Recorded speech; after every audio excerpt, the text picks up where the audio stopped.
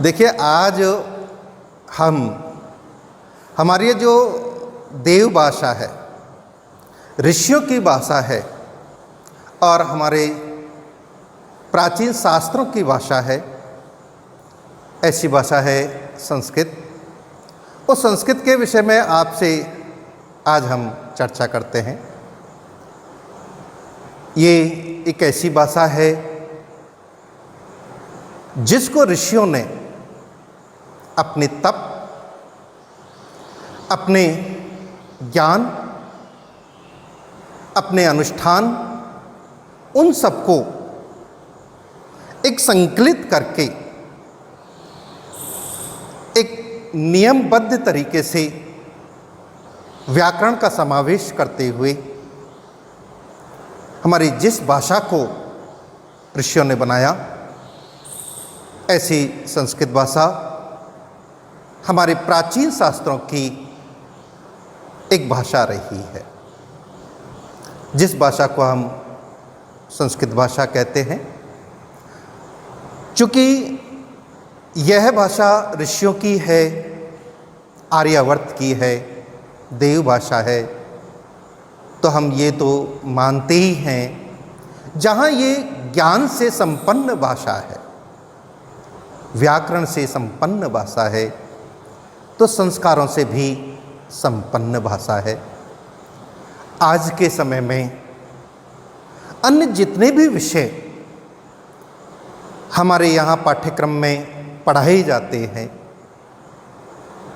मैं ये कहता हूँ, यदि हमें भारत से, प्राचीन भारत से, प्राचीन संस्कृति से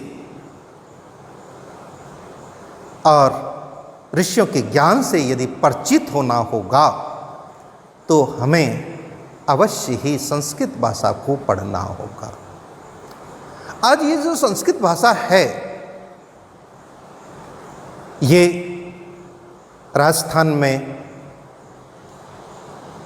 स्कूल शिक्षा में भी अनिवार्य रूप से संचालित हो रही है।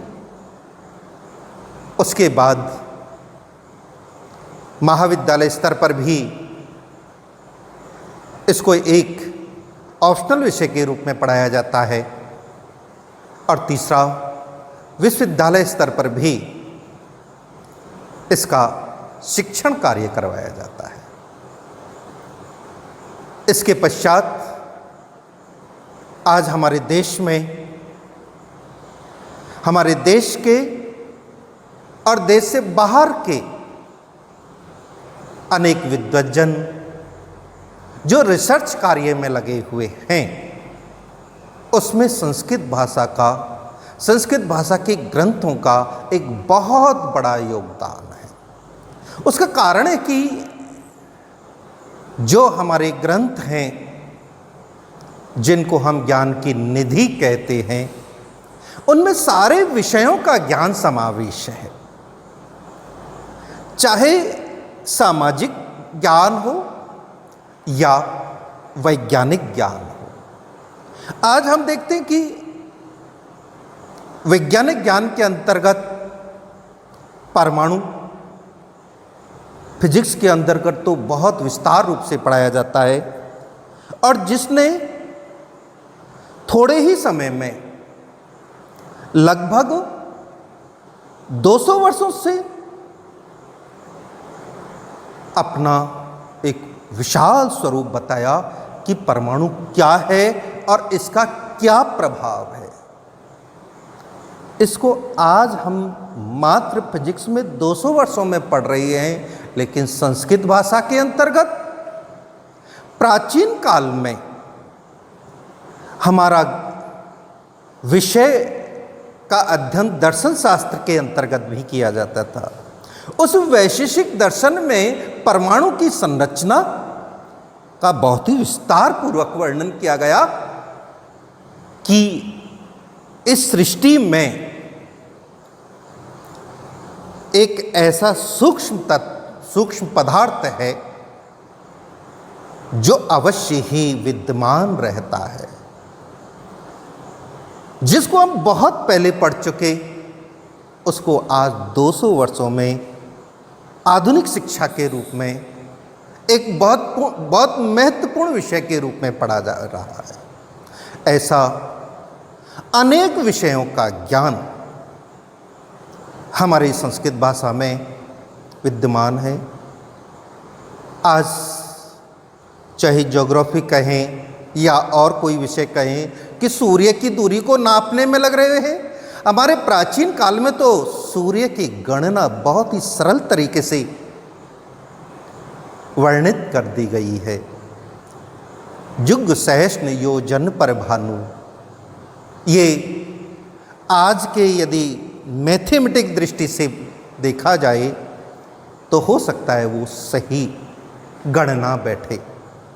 ऐसा विषय जो हमको ज्ञान दे रहा है, जो हमें विज्ञान दे रहा है और हमें हमारी संस्कृति को दे रहा है, ऐसे ज्ञान से इस देश के हर वासी को परिचित होना चाहिए। वो विषय आज हमारे महाविद्यालय में भी एक पाठ्यक्रम के रूप में पढ़ाया जा रहा है। मैं उस पाठ्यक्रम की ओर चलता हूँ। देखिए, हम पाठ्यक्रम का निर्माण कैसे करते हैं, मैं अभी ये बाद में बताऊंगा कि हमारा पाठ्यक्रम क्या है और क्यों है, कि पाठ्यक्रम का निर्माण कैसे करते हैं। देखिए, जब विषय विशेषज्ञों की कमेटी होती है पाठ्यक्रम निर्धारण के लिए, तो उनका एक ही टारगेट रहता है कि विषय का एक संपूर्ण ज्ञान विद्यार्थियों तक पहुंचे। अब वो पहुंचेगा कैसे? क्या एक साल में ही पहुंचा दें? नहीं, कदापि पहुंचा नहीं सकते। हम उस विद्यार्थी को थोड़ा थोड़ा ज्ञान इस रूप में पढ़ाएं कि वो ज्ञान विद्यार्थी सरलता से स्वीकार कर लें, ग्रहण कर लें और हमारी पाठ्यक्रम पढ़ाने का जो उद्देश्य है विद्यार्थियों को, वो भी पूरा हो जाए। देखिए, आज हमारा जो विषय है खाली इतना सा है कि संस्कृत, लेकिन संस्कृत का जो पाठ्यक्रम है वो बहुत विशाल स्वरूप में हमको आज प्राप्त होता है। जैसे वेदों की शिक्षा, वेदों की शिक्षा यदि विद्यार्थी को दी जाए तो आज के समय में वो संपूर्ण शिक्षा का जो समय है हो सकता है वेदों में ही निकल जाए। क्या हमें इतने से ही ज्ञान विद्यार्थियों को देना चाहिए? नहीं, ये संभव नहीं है। हम उस विद्यार्थी को उस वेदों के जो महत्वपूर्ण अंश हैं उनसे परिचित कराएं कि भाई असलियत में वेदों में इसका वर्णन किया गया है। वेदों के साथ साथ चूंकि ये भाषा एक वैज्ञानिक भाषा है, और वैज्ञानिक भाषा बनी कब? जब इसकी भाषा को व्याकरण पद्धति में लिखा गया। व्याकरण के जो नियम हैं उनको आधार बना करके इस भाषा का निर्माण किया गया। तो हमें ये भाषा व्याकरण रूप में भी पढ़ी जाती है। तो हमको यदि इस भाषा को विद्यार्थियों तक पहुंचाना है तो व्याकरण विषय का ज्ञान भी उन्हें अनिवार्य रूप से ही देना होगा। लेकिन आज जो शिक्षा का मूल आधार दिखाई दे रहा है, जिसका विद्यार्थियों का सीधा संपर्क हमें दिखाई दे रहा है, जो ज्ञान के आधार हैं वर्तमान समय के, वो विषय आज हमें साहित्य के रूप में पढ़ाया जा रहा है। तो वो साहित्य का विषय यदि पाठ्यक्रम में नहीं हो तो मुझे नहीं लगता कि वो पाठ्यक्रम पूर्ण हो। चूंकि हमारी भाषा, हमारी संस्कृति आध्यात्मिक संस्कृति रही है, और वो आध्यात्मिक संस्कृति का ज्ञान वो संस्कृत भाषा में कैसे दिया जाता, किसके माध्यम से दिया जाता, और वो माध्यम है दर्शन शास्त्र। हम उस दर्शन शास्त्र के माध्यम से उस संस्कृत भाषा का हम प्रचार प्रसार करते हैं, ज्ञान प्रदान करते हैं। इसके अलावा हमारी संस्कृति में ज्योतिष का भी बहुत महत्वपूर्ण योगदान रहा है। उस ज्योतिष विषय को भी हमें चाहिए कि उसको भी पाठ्यक्रम में रखा जाए और विद्यार्थियों तक उसे पहुंचाने का प्रयास किया जाए। क्योंकि हमारी संस्कृति धर्म और दर्शन प्रधान रही है, तो उस धर्म की जो शिक्षा दी जाती है वो भी तो किसी के अंतर्गत दी जाती होगी, और वो हमारी संस्कृत की एक शाखा है धर्मशास्त्र। उस धर्मशास्त्र के अंतर्गत हम उसका ज्ञान प्रदान करते हैं। मैंने उस संस्कृत की जो मुख्य मुख्य शाखाएं हैं उनका आपको बताया। अब हमारा जो कॉलेज का जो पाठ्यक्रम निर्धारित किया जाता है, तो हम ये चाहते हैं कि ये जितने भी मैंने विषय बताई, संस्कृत की शाखाएं बताई, जिनका ज्ञान लिए बिना हम उस विषय की पूर्णता तक नहीं पहुंच सकते, उनका ज्ञान हम किसी एक क्लास तक हम सीमित नहीं रख सकते, क्योंकि इनका ज्ञान तो अपार है। उसको हमने तीनों क्लासों में, BA part first, BA part second और बीए पार्ट थर्ड में, इन सभी विषयों के अंशों को समाहित करने का प्रयास किया है। जैसे अब मैं बीए पार्ट प्रथम के संस्कृत पाठ्यक्रम की ओर आपको लेकर के चलता हूँ। ये जितनी भी शाखाएं हैं जिसमें मैंने ये बताया कि हमारी वैज्ञानिक भाषा संस्कृत को बनाने में व्याकरण का प्रमुख योगदान है, तो बिना हम व्याकरण के पढ़े तो रह ही नहीं सकते। तो हमें व्याकरण के जो सामान्य नियम हैं उनको बीए पार्ट फर्स्ट के पाठ्यक्रम में हमने समावेश करने का प्रयास किया है। हमारे कोटा विश्वविद्यालय कोटा संस्कृत फर्स्ट ईयर के सिलेबस में हमने कुछ शब्द रूप हैं, कुछ धातु रूप हैं, जिनको हम लकारों के रूप में पढ़ते हैं। चूँकि लकार तो 10 हैं, लेकिन जो प्रमुख 5 लकार हैं, वो 5 लकार जैसे लट लकार, लृट लकार, लोट लकार, लंग लकार और विधि लकार, इनमें जो कुछ प्रमुख धातुएं हैं उनको लकारों के अंतर्गत हम बीए पार्ट प्रथम में पढ़ाते हैं। इसके अलावा आज उस साहित्य को लिखने में कारकों का भी प्रमुख योगदान है। उस कारक प्रकरण को भी हमारे यहाँ पाठ्यक्रम में व्याकरण के अंतर्गत समाहित किया गया है। इसके बाद हमारा जो साहित्य का जो लेखन किया जाता है, कोई भी गद्य या पद्य लिखा जाता है, उसमें अलंकारों का बहुत बड़ा योगदान होता है। यदि अलंकार नहीं हो तो हमारी वैसी हो जाती है जैसे हमने कोई श्रृंगार ही नहीं किया हो। चाहे वस्त्र पहने, चाहे आभूषण पहने, चाहे स्नान आदि कर, ये श्रृंगार के ही तो भाव है। वैसे ही अलंकारों के द्वारा अब उस साहित्य की हम शोभा बढ़ाते हैं। ऐसे बिना अलंकारों को जाने हुए हम उस साहित्य की रचना तक कैसे पहुंच सकते हैं?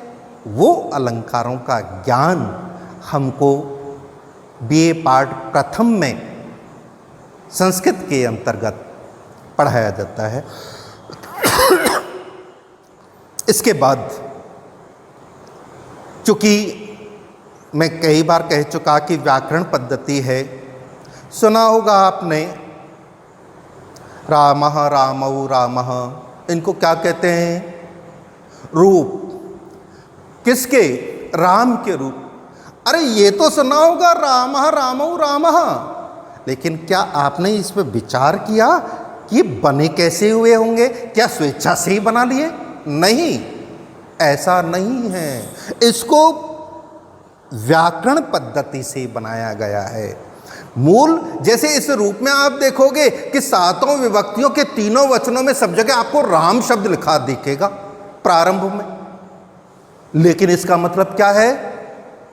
क्या स्वेच्छा से लिख दिया? नहीं, उसमें व्याकरण के नियमों का हमने प्रयोग किया, तब वो पूरा का पूरा रूप बन करके आया। हम उनके कुछ प्रमुख रूपों को, जैसे राम है, हरि है, लता है, नदी है, वारी है, ज्ञान है, इनकी जो रूप सिद्धियां हैं उनको भी आपको पढ़ाएंगे। तो ये हमारा ज्ञान किसके अंतर्गत सम्मिलित हुआ? व्याकरण के अंतर्गत सम्मिलित हुआ। तो चूंकि व्याकरण बहुत अधिक है, तो हमें बीए पार्ट फर्स्ट में कुछ व्याकरण पढ़ ली, फिर सेकंड में पढ़ेंगे, फिर थर्ड में पढ़ेंगे, फिर एमए में पढ़ेंगे। इसके बाद हमारा जो विषय का आता है साहित्य। आज बिना साहित्य के हमारा ये विषय अधूरा सा लगता है। जब हम साहित्य की चर्चा करते हैं तो साहित्य में साहित्य के हम दो भेद कर देते हैं। एक तो दृश्य काव्य के रूप में हम पढ़ते हैं और दूसरा श्रव्य काव्य के रूप में पढ़ते हैं। इनमें से पहला श्रव्य है और सेकंड दृश्य है। श्रव्य का तात्पर्य सुनना, जिसको सुन करके साहित्य का आनंद लिया जाता है, ज्ञान प्राप्त किया जाता है, ऐसा श्रव्य काव्य जिसके अंतर्गत हम गद्य को पढ़ते हैं, पद्य को पढ़ते हैं और इन दोनों का जब मिक्स कर देते हैं तो चंपू काव्य को पढ़ते हैं। दूसरा दृश्य के अंतर्गत, चूंकि श्रव्य तो पहले बता दिया था मैंने, तो सुनना तो पहले कंपलसरी है ही, उसके साथ साथ जहां देखा भी जाए, देख करके जहां रसानुभूति की जाए, ज्ञान की प्राप्ति की जाए, आनंद की प्राप्ति की जाए, ऐसे साहित्य को हम क्या कहेंगे? ऐसे काव्य को हम दृश्य काव्य कहेंगे। और उसका ज्ञान हम किसके अंतर्गत पढ़ते हैं? नाटकों के अंतर्गत।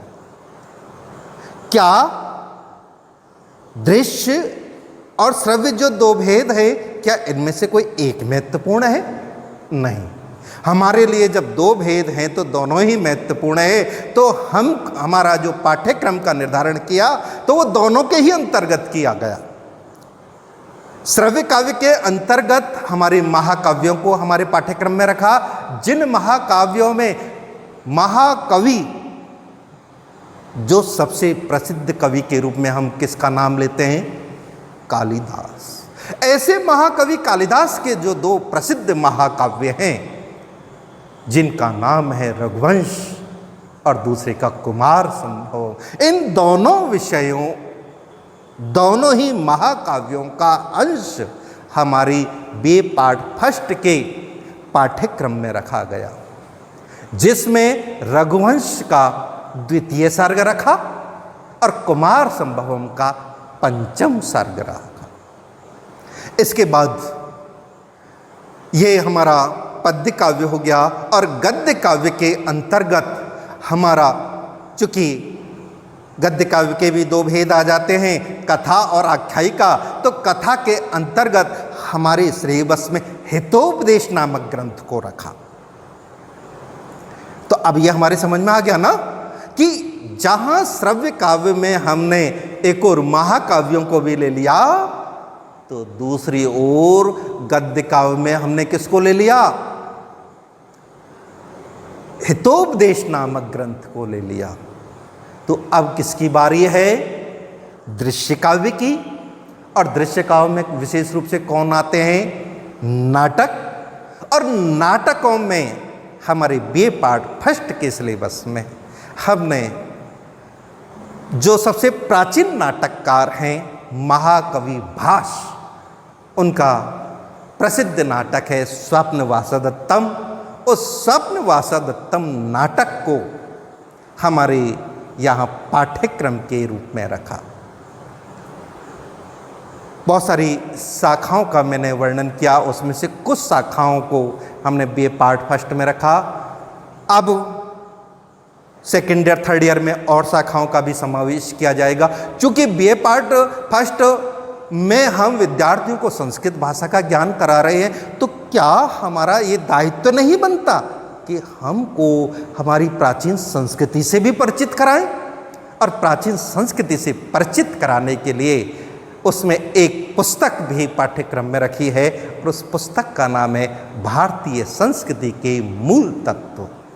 वो हमारी पाठ्यक्रम में है, और इन सब को जो मैंने बताया एक सम्मिलित कर दिया जाए तो ये हमारा बीए पार्ट फर्स्ट के दोनों पेपरों का संस्कृत विषय का पाठ्यक्रम है। अब हम इसके बाद अगली जो क्लास होगी उसमें आपको उस प्रत्येक पुस्तक के बारे में विस्तार पूर्वक बताते चलेंगे। धन्यवाद।